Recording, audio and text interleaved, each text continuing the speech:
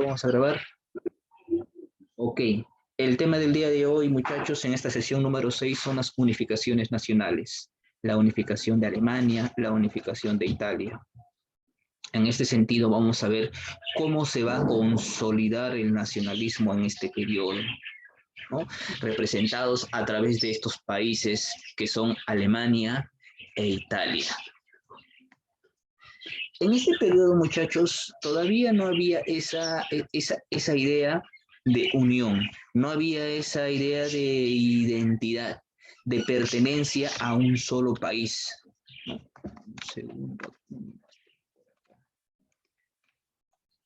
Habían los países, habían los territorios. Recuerda que conforme pasa el tiempo, los territorios, las políticas, gobernantes, forma de gobierno, todo cambia, ¿no? Nada permanece constante. Nada permanece constante. En este caso, los territorios de igual manera, ¿no? Los territorios de años atrás no son o no eran lo mismo que los territorios de hoy en la actualidad. Estas unificaciones de ambos países se van a desarrollar en el siglo XIX, ¿no? Van a surgir o se van a desarrollar paralelamente, ¿no? Es decir, casi al mismo tiempo se van a dar, casi digo al mismo tiempo, ¿no? Y vamos a ver ahí el caso de Alemania e Italia, que si bien es cierto, te dije, todavía en aquel entonces no eran países unificados, sino el territorio estaba consolidado. Estaban unidos en el caso, por ejemplo, de uno de ellos como una confederación, ¿no? Estaban divididos en estados y cada estado tenía su propia forma de gobierno, su propio gobernante, sus propias leyes, sus propias normas, ¿no? Y vamos a ver entonces cómo esos estados, por ejemplo, ya centrándonos en el caso de Alemania, estaba dividido en 39 estados, ¿no? En 39 estados. Cada estado, como te digo, tenía su propia forma de gobierno, sus propios gobernantes, tenían sus propias normas, y todos estaban unificados bajo una o la llamada Confederación Germánica. No es que todo el país se llame Confederación Germánica, no, simplemente hacen esta alianza o esta confederación con fines comerciales, con fines económicos, para facilitar el paso de productos entre un estado a otro, ¿no? Simplemente ello hay. Y claro está que entre todos los estados, solamente eran dos los estados más poderosos. Ya centrándonos en el caso de Alemania, ¿no? Habían dos estados poderosos. Ellos eran Austria y Prusia. ¿No? Austria y Prusia son los dos estados más poderosos. Y a través de estos estados, o a través de uno de ellos, se va a lograr la unificación de toda Alemania en un solo territorio, ¿no? ¿Y cómo surge esta idea, ¿no?, de unificación, ¿no? ¿Cómo surge esta idea del nacionalismo, ¿no? Tiene que ver un poco con lo que en aquel entonces las ideas o corrientes ideológicas de la época, ¿no? En este sentido, por ejemplo, tienes ahí una de sus fuentes como el romanticismo, ¿no? El romanticismo alemán. Eso lleva a un pensamiento conservador, ¿no?, que va a influenciar en las fases decisivas de este movimiento, ¿no? También las motivaciones económicas que van a estar presentes ahí, ¿no?, que va a involucrar a toda la aristocracia, toda la clase alta, o va a mover a todas las clases que tienen el poder, ¿no?, quienes por motivaciones económicas van a aceptar la alianza de sus estados bajo la integración de una sola bandera, ¿no? Y en este sentido, entre los estados que yo mencioné, Austria y Prusia, Prusia sería el que va a llevar a cabo esta tarea de integración, esta tarea de unificación, ¿no? Prusia por encima de Austria. Y pues vamos a ver entonces ahora cómo es que se va a desarrollar esta tarea, ¿no? Por ahí puedes ver en pantallas un poco de lo que fue, o lo que era en aquel entonces, Alemania, ¿no?, la división y todos sus estados, desde lo que fue Prusia para pasar a convertirse en un solo estado. Prusia como el líder o cabeza de todos estados de la Confederación Germánica. Continuemos. Bien, en Prusia,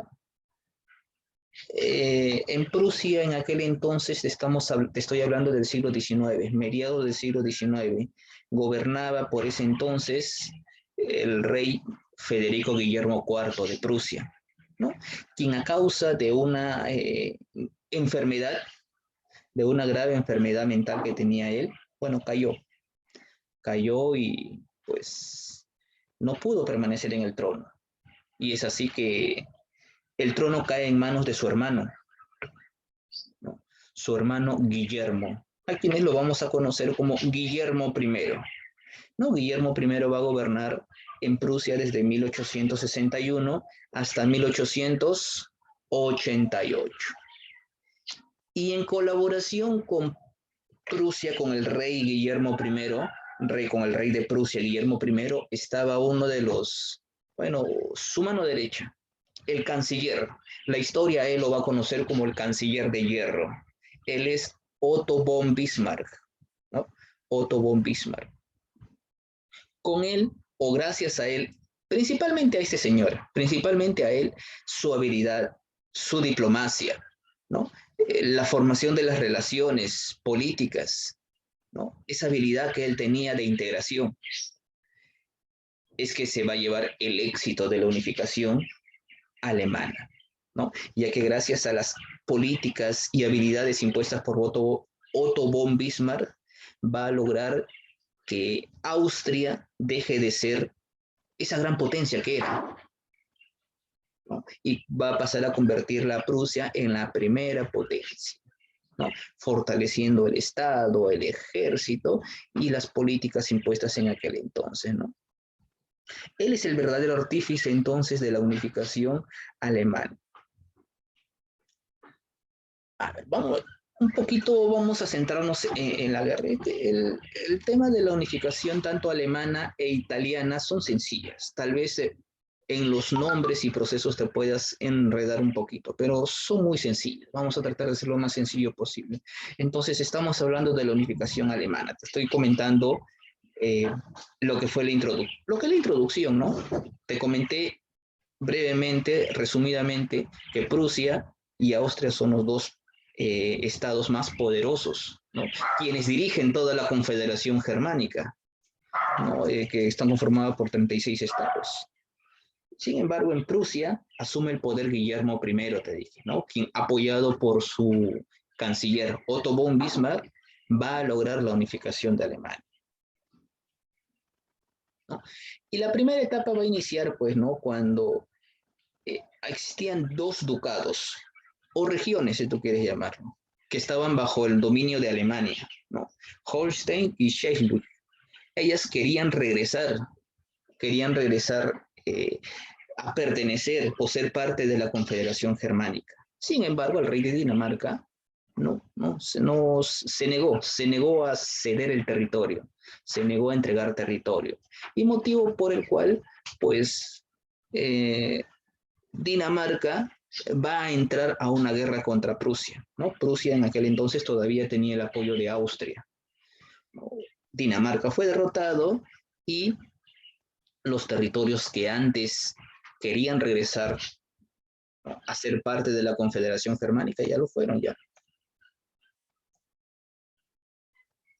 Gracias a la intervención de los estados líderes, gracias a la intervención de los estados banderas, ¿no? Muy bien, pero aquí no es difícil adivinar que una nueva guerra se pueda avecinar, ya que te dije que los dos estados bandera, los dos estados líderes de la Confederación Germánica, Austria y Prusia, ambos quieren unificar, claro está, Alemania, pero bajo su propia bandera. Ambos quieren ser los artífices de la unificación alemana. Es decir, por ser simplemente los más sobresaltantes y poderosos, hay una rivalidad entre ellos, ¿no? Y era inevitable el choque, era inevitable la guerra o el conflicto entre ambos, ¿no? Y aquí vamos a entrar ya en la guerra austro-prusiana.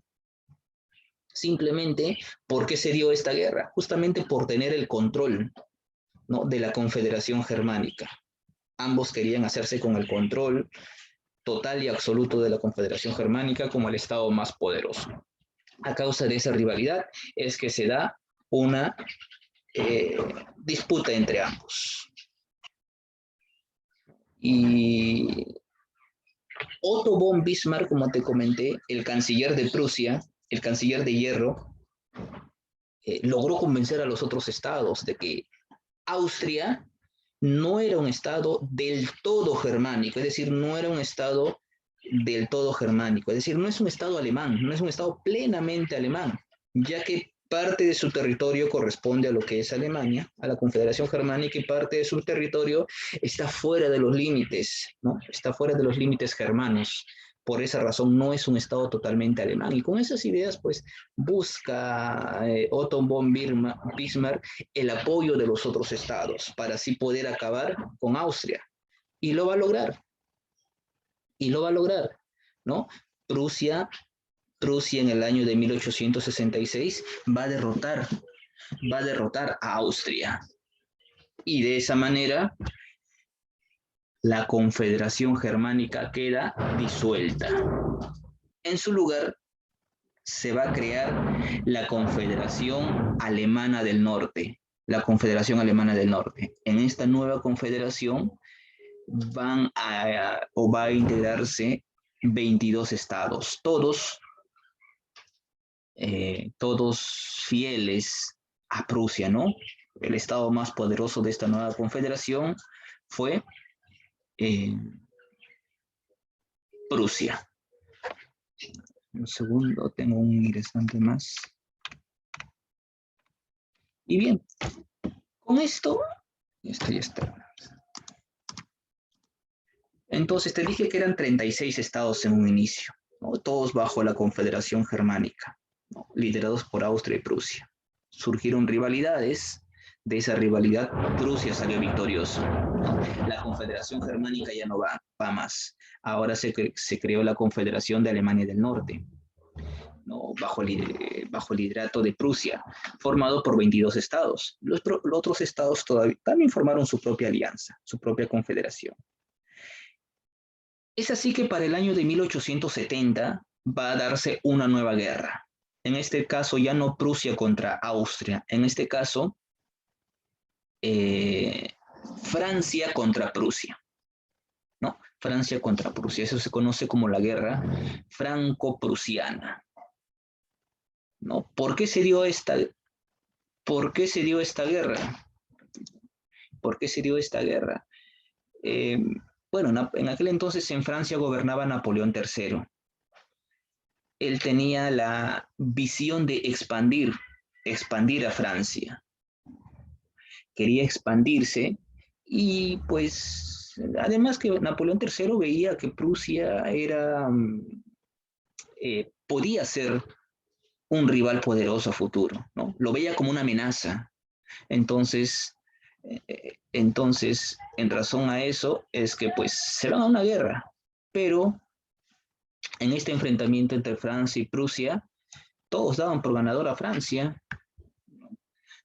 Sorpresivamente, Prusia logró acabar con Francia. Napoleón III cayó prisionero, ¿no? Prusia derrotado a Francia. Y eso es algo sorpresivo. Y no solamente eso, sino que para poder llegar a una paz entre Francia y Alemania, Francia tuvo que entregarle territorios, ¿no? Francia tuvo que entregar territorios. Francia entregó los territorios de Alsacia y Lorena, ¿no? Alsacia y Lorena. Estos territorios fueron entregados a Alemania, ¿no?, a Prusia. Estos territorios eran muy ricos en carbón y hierro. Aprovechando esa situación, aprovechando la superioridad de Prusia sobre Francia, es que el canciller de hierro Otto von Bismarck, aprovechando esa situación, ¿no?, y esa superioridad que ha demostrado, gracias a sus políticas, es que va a organizar o formar la unificación alemana. ¿no? Se produce la unificación alemana en el año de 1871. Ni bien terminó la guerra franco-prusiana, ¿no? La victoria sobre Francia le permitió justamente la unificación de todos los estados alemanes. Se produce la unificación alemana. En este caso, toda Alemania bajo el liderato de Prusia. Ahí tenemos entonces al emperador de Alemania, ya como Alemania propia, Alemania unificada. ¿Quién sería? El rey de Prusia, Guillermo I, a quien se le conocería como el Kaiser, el emperador, formándose así el Segundo Reich en alemán, el Segundo Reich. Profesor, ¿qué es eso? El Segundo Imperio. Segundo Reich es imperio. El Segundo Reich o Segundo Reich se dice, ¿no? Se pronuncia así, el Segundo Reich. Y el canciller Otto von Bismarck, claro está. El emperador Guillermo I a la cabeza. Este es el Segundo Reich. El primer Reich fue cuando se fundó el Sacro Imperio Romano Germánico, allá por la Edad Media. Y más adelante, con Adolfo Hitler, se va a formar el Tercer Reich, ¿no? Con la figura del Führer, el jefe. Bien, entonces, así es que se va a formar Alemania, o así es que se va a unificar Alemania.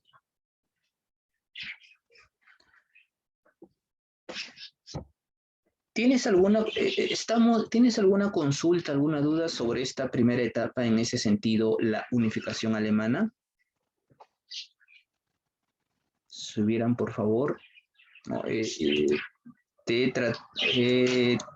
lo más resumido posible te he tratado de comentar. Si no fuera así, no vamos a ir a ello, o a lo que prosigue. Hemos visto la unificación de Alemania, ahora vamos a ver la unificación de Italia, o unificación italiana.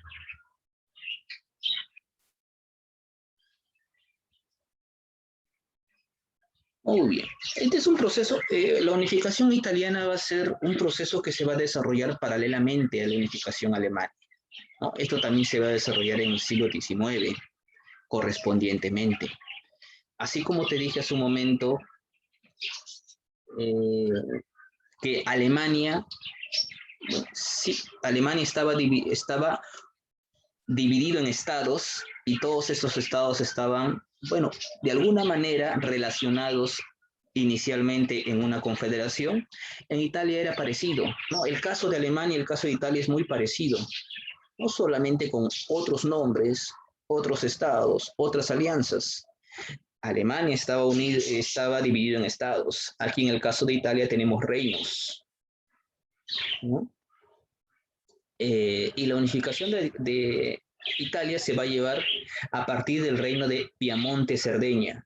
Tú los ves en pantalla, ¿no? Aquí tienes el mapa de cómo era Italia en aquel entonces. Los tienes pintados de color verde agua, me parece, ¿sí? Ahí está el reino de Piamonte-Cerdeña, ¿no? Con sus ciudades representativas, Turín y Niza. Y bueno, este es, digamos, el reino más importante. Y su rey, el rey de Piamonte-Cerdeña, Víctor Manuel II.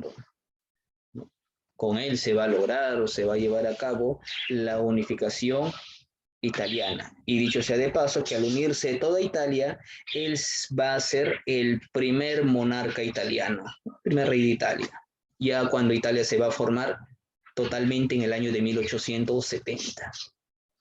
¿No? Y para llevar a cabo esta unificación, vamos a encontrar el apoyo de diversos sectores, ¿no? La burguesía, por ejemplo, el proletariado, o también otro sector los sectores que van a apoyar, desde los sectores trabajadores, obreros, hasta las clases poderosas. ¿Sí? Muy bien. A ver. Vamos a avanzar. Ya la unificación en sí. Recuerda que Estos territorios que vemos divididos, por ejemplo en Italia que estamos viendo ahora último, esta división estaba marcada o estaba mandada ya en épocas anteriores cuando se realizó la restauración europea a través del Congreso de Viena. Ustedes recordarán que se reúnen los principales estados europeos para restaurar el mapa de Europa tras, ¿no? Tras las acciones cometidas por Napoleón Bonaparte. Entonces, según el Congreso de Viena, los límites fronterizos para Europa estaban impuestos. Y ahora vamos a ver cómo con esta unificación eso va a cambiar. Ya lo hemos visto con el caso de Alemania. Estamos ahora con el caso de Italia, ¿no? Ya en el siglo XIX. Como dije hace un momento, habían diferentes grupos burgueses, proletarios, todos con la idea de unificar Italia. Por ejemplo, entre esos grupos estaba el grupo de los grupo burgués poderoso conocido como los carbonarios, ¿no? Quienes eran miembros de una sociedad secreta conocida como la carbonería, ¿no? Por eso sus partícipes, que eran pertenecientes a la gran burguesía, se les conocía como los carbonarios. Esa es una sociedad secreta que había o que imperaba en Italia de aquel entonces. También había otra sociedad, ¿no? Conocida como los neoguelfos. Ellos estaban conformados, sin embargo, también por la burguesía, pero por una burguesía un poco ya más moderada, un poco más modesta. Por ejemplo, los primeros, los carbonarios, tenían la idea de que haya libertad, unificación, de que todo esté imperante bajo un gobierno constitucional, ¿no? Que todo Italia esté unificada y que haya un gobierno, un gobernante siguiendo las leyes, la constitución, tal como conocemos. Por el otro lado te he mencionado los neoguelfos, también proponen algo parecido, ¿no? Que Italia esté formada bajo una confederación de estados, pero que no sea la constitución la que rige, sino el Papa.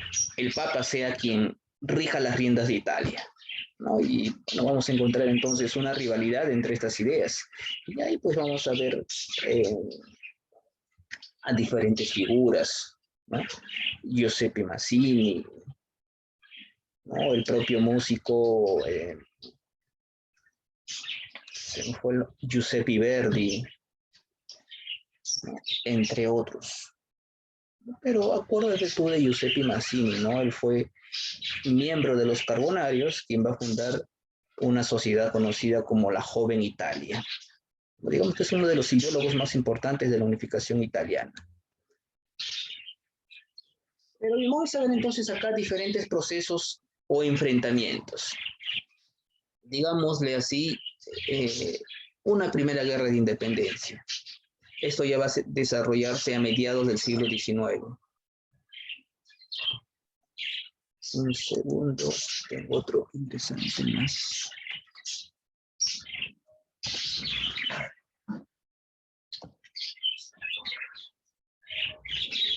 Ah, no, ya estaba, se salió. Ya. Bien, entonces, vamos a ver algunos enfrentamientos. Como te dije yo en un momento, los reinos más influyentes eran los reinos de Piamonte y Cerdeña. Y entonces aquí vamos a ver cómo el reino de Cerdeña va a entrar en acción, ¿no? Específicamente contra Austria. Y se van a dar enfrentamientos contra Austria. Claro está que Cerdeña no está solo, tiene sus aliados. Recuerdo que es uno del reino más influyente o representativo, ¿no? Pero producto de estos enfrentamientos contra Austria, van a darse o se va a dar la derrota de Austria. ¿Mm? Estas iniciales derrotas de Cerdeña va a llevar a que el rey Víctor Manuel II, ¿no? Este gobierno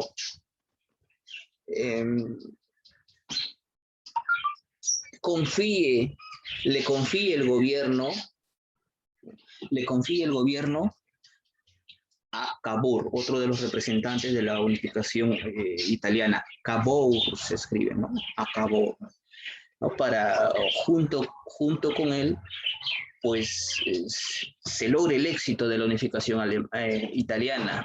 Este señor buscó el apoyo de otro joven, también activista, para, con su ayuda y armas en mano, poder lograr la unificación. Y así con Cavour se va a lograr, por ejemplo, nuevas medidas, obras, como cuáles. Se ha visto ya hace un momento que Cerdeña se enfrentó contra Austria. Han perdido. Entonces es necesario reorganizar el ejército, ¿no? Es necesario hacer que el ejército de Cerdeña, de Piamonte, Cerdeña, tenga renombre o sea importante. ¿Cómo se hace eso? Eso es prestigio internacional, ¿no? Intervenir en otras guerras y apoyar de manera decisiva, con gran fuerza, ¿no? Buscó prestigio internacional, interviene en aquel entonces en la guerra de Crimea. Fortaleció el gobierno, fortaleció la política del gobierno de Víctor Manuel II. Entonces realizó diferentes obras Cavour para poder fortalecer el gobierno, apoyar a Víctor Manuel II y poder completar la tarea. Y aquí vamos a ver entonces, ya con el ejército reorganizado, fortalecido, digamos que la amenaza de Italia, de una Italia unida, hace eco en otras partes de Europa. Y por ejemplo, Austria no le convenía que Italia se unificara, ¿no? Ya que Austria tenía influencia, tenía dominio sobre algunas provincias italianas, ¿no? Esa es una de las razones. Eso se determina en el Congreso de Viena. Y si Italia se une, pues obviamente que esas posesiones que están en territorio italiano iban a ser reclamadas, ¿no? Y Austria iba a perder sus posesiones. Bueno, así se había determinado en el Congreso de Viena, ¿no? Territorios italianos a favor de los austriacos.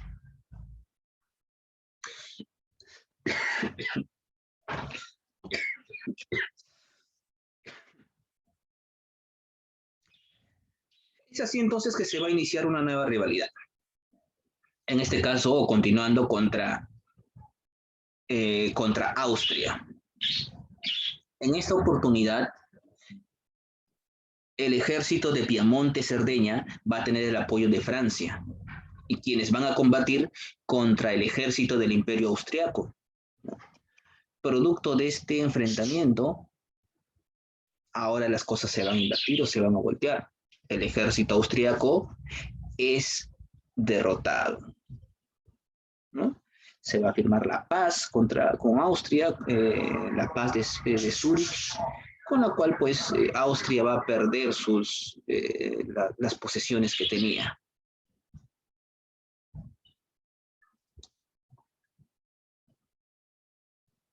Italia no va a está, digamos, el reino de Piamonte y Cerdeña, que está siendo llevado a cabo por el gobierno de Víctor Manuel II. Víctor Manuel II entregó su confianza a su canciller Cavour, así como Guillermo I tuvo a su canciller Otto von Bismarck.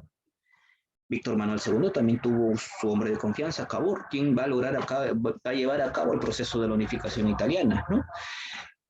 Cavour ya tuvo el apoyo de Francia para derrotar a Austria y no se queda ahí, también va a buscar más aliados, va a encontrar otro aliado con Gran Bretaña, ¿no?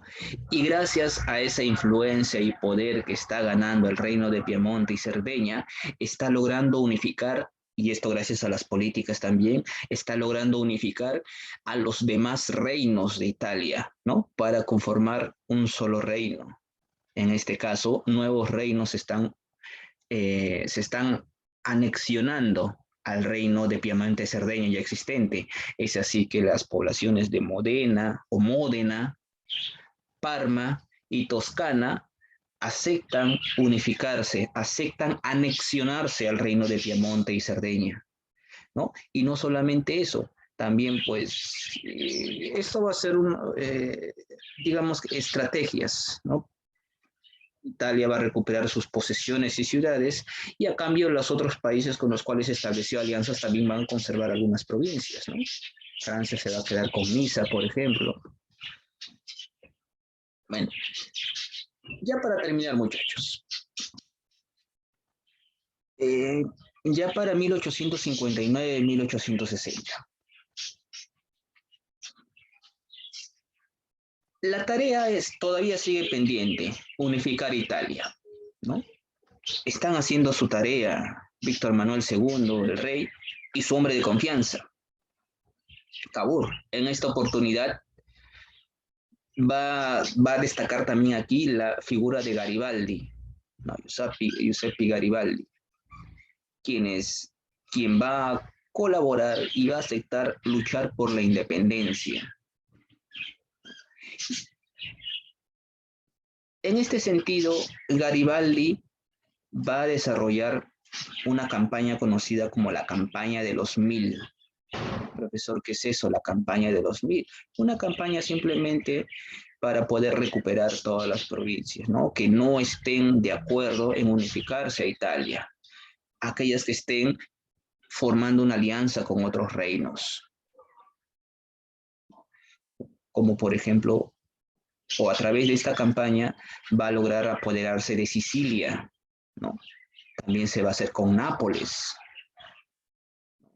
las dos Sicilias, ¿no? Que era un reino que había o tenía una alianza con Austria, ¿no? Pero ahora está aceptando unificarse, o Garibaldi va a lograr la tarea de unificar, ¿no? Estos reinos, ¿no? Sicilia, Nápoles, Cerdeña. Y es así, pues, muchachos, que ya para 1861 se va a lograr la unificación de Italia, ¿no? O la creación del Reino de Italia, ¿no? A través del Parlamento de Turín se convocó a un Parlamento Nacional desarrollado en la ciudad de Turín, donde se va a crear el Reino de Italia, ¿no? Y recuerda que toda esta tarea fue llevada a cabo por el rey de Piamonte Cerdeña, con apoyo de Cavour como una de las figuras principales, Garibaldi, otra de las figuras de la unificación italiana, y pues al momento de crearse el Reino de Italia, con todos los reinos ya conformados, el rey de Italia, el primer monarca italiano, sería Víctor Manuel II, quien tenía una alianza con Prusia, ¿no? Sin embargo, y ya para terminar ahora sí esto último, la tarea era completar la unificación de Italia en su totalidad. Y como ves acá en el mapa, de color morado, violeta, lila, si tú quieres decirlo, ahí también están los estados de la iglesia. Víctor Manuel II también había ocupado los estados de la iglesia, a excepción de Roma, ¿no? Se intentó apoderarse de esa ciudad, ¿no? Roma queda pendiente. Pero no podían con Roma, ya que Roma tenía el apoyo de Francia, o Roma estaba custodiada por Francia.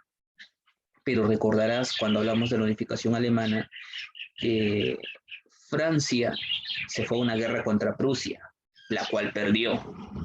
Francia retiró su guarnición, retiró su ejército de Roma, y una vez que Francia se retiró de Roma, esa situación fue aprovechada, ¿no? Por Víctor Manuel, ¿no? Por Garibaldi. Víctor Manuel ordenó la ocupación de Roma, ¿no? Y es así que los estados de la iglesia serían anexionados a Italia, ¿no? Y Roma convirtiéndose en la capital de Italia. Muy claro está que hasta que más tarde, en plena Segunda Guerra Mundial, los antecedentes, pues se le devuelve un estado para que la iglesia gobierne desde ahí, ¿no? El Vaticano. Y así, muchachos, al final con la anexión de Roma, entonces es que se logra la tan ansiada unificación de Italia.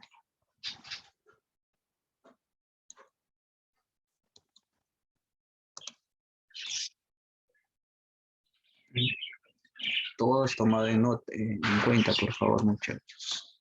Es decir, anoto sus participaciones. Muy bien, este es el tema del día de hoy.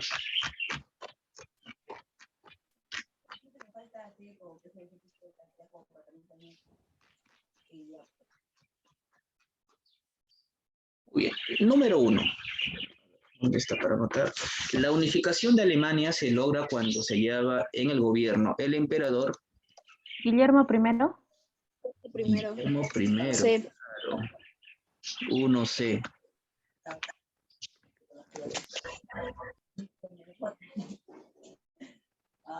Segundo, voy anotando. 1C. Bien,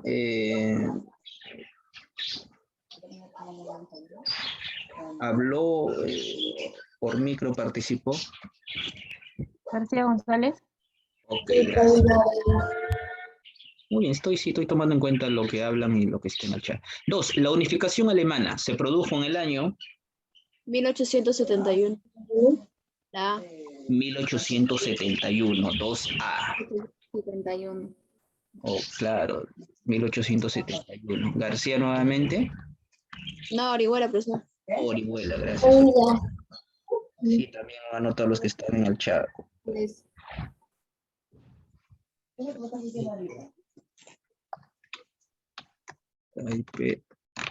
Ok.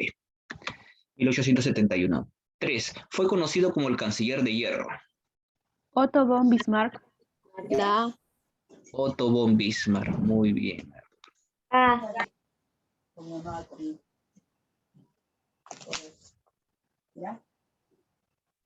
Te escribo. En esta oportunidad, ¿quién fue o quiénes fueron o quién me habló hablado? García García. González. Sí, Rosales. sí, ya la vi su participación en el chat. 4. Francia, derrotada ante Prusia en la guerra franco-prusiana, es obligada a entregar los territorios de... ¿Qué territorio? Alsacia y Lorena. La de Alsacia Lorena. Alsacia y Lorena, claro. Alsacia y Lorena. Ella también está por acá, sí. Alsacia y Lorena, alguna otra participación, ¿no? ¿Verdad? Hablados, ¿quién fue? Orihuela. García González. Orihuela García González, gracias. Uy. Principal consecuencia de la guerra franco-prusiana. La C, la unificación alemana. Del segundo. Es la unificación alemana y la formación del Segundo Reich, ¿no? ¿Quién fue ahí? Orihuela. Orihuela.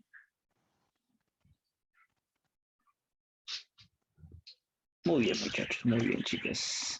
Participen también, anímense a participar los varones. Vamos a la número 6. Dice, durante la guerra franco-prusiana, gobernó Francia el emperador Paz. Napoleón III. Napoleón III. Napoleón III. Así fue. ¿Quién fue esta vez? Padilla, si no me equivoco. Orihuela también. Orihuela III. Ok. Y por interno, ok, ya los vi. Muy bien, 7. Gran líder de la unificación italiana. Llevó a cabo la campaña de los 1000, apoderándose de Sicilia. Nos referimos a Garibaldi. Muy bien. Garibaldi, así es. Garibaldi. 8. Fue el reino italiano impulsor de la unificación italiana. La C. Claro, Piamonte, Cerdeña. Muy bien.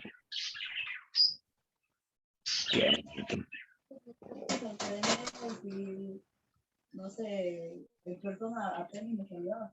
Piamonte de Cerdeña.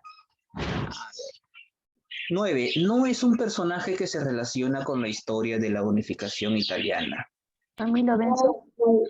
De ¿De qué? ¿Camilo Benso? ¿O de La E. Von Molk? Sí, es Von Molk. Como partícipes de la unificación italiana, chicas, también hubieron músicos, artistas, ¿no? Quienes estuvieron a favor de ello. 9D. Sí. Y la número 10, el proceso de unificación italiana termina y se consolida cuando Italia incorpora a sus dominios la ciudad de Roma. Así es, Roma. Ok, sí, estoy anotando. Bien, así me va a costar algunas semanas tal vez, pero sí, bien, chicas. Vamos a dejar de grabar.